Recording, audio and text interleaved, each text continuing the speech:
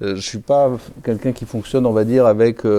où on dit les choses et puis on a des marionnettes qui font exactement ce qu'on a dit. Moi, je préfère partir des propositions, de vos propositions, on va dire, dans les scènes, pour ensuite essayer de voir comment faire marcher cette proposition, plutôt que de l'emmener complètement ailleurs en disant c'est pas du tout ce que j'ai en tête, parce que en fait, je trouve que quand on met en scène, ce qui est intéressant, c'est d'être surpris par le travail. Je déteste les storyboards et je trouve que c'est la même chose pour la direction d'acteur. Je n'aime pas un truc qui est exactement comme je l'ai imaginé. Donc je préfère partir de vos propositions et puis après de la modeler. Moi j'appelle ça plutôt de la correction d'acteur plutôt que de la direction d'acteur, pour cette raison. Mais vous êtes un cas privilégié.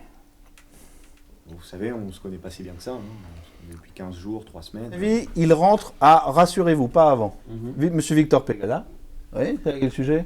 Et là, il rentre. Tu vois ce que je veux dire ? Même si c'est une très bonne idée de bouger et compagnie, mais il ne faut pas qu'à un moment, il y a un côté, c'est trop... Les temps... C'est pas que ce soit statique, parce que c'est une scène d'intérieur et tout ça, ils ne vont pas faire des pas chassés, mais c'est qu'elle soit plus nerveuse. D'accord. Qu'elle soit plus nerveuse. Ce qui va être intéressant, c'est jouer et diriger sur les moments d'écoute, parce qu'il y a vraiment des moments où on écoute. Dans un scénario, il y a toujours un moment où il y a un dialogue qui est un peu là pour faire passer une information sur le parcours. Ouais. Donc il faut effacer l'information, je dirais, par le rythme, par le mouvement, par la vie, pour que le spectateur n'ait pas l'impression qu'on lui fait, qu'on l'informe en fait, tout simplement. Donc je pense que plus c'est vif, plus c'est toi t'es épaté, elle, toi t'es plus dans le côté, tu vois, je raconte mon histoire et je vois bien que ça t'impressionne. Dans la digestion des indications, il ne faut pas marquer qu'on a compris l'indication. Je dirais ça comme ça, tu vois ce que je veux dire ?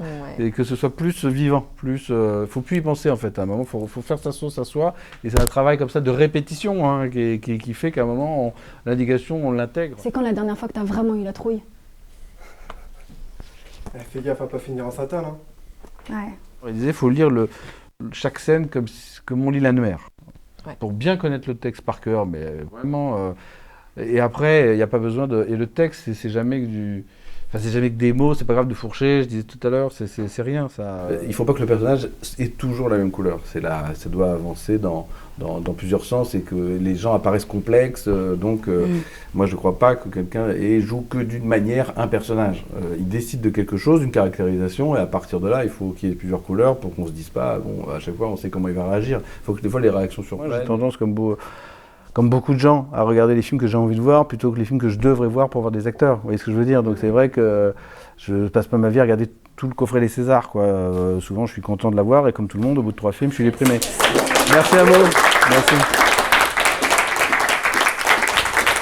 Et bonne continuation alors.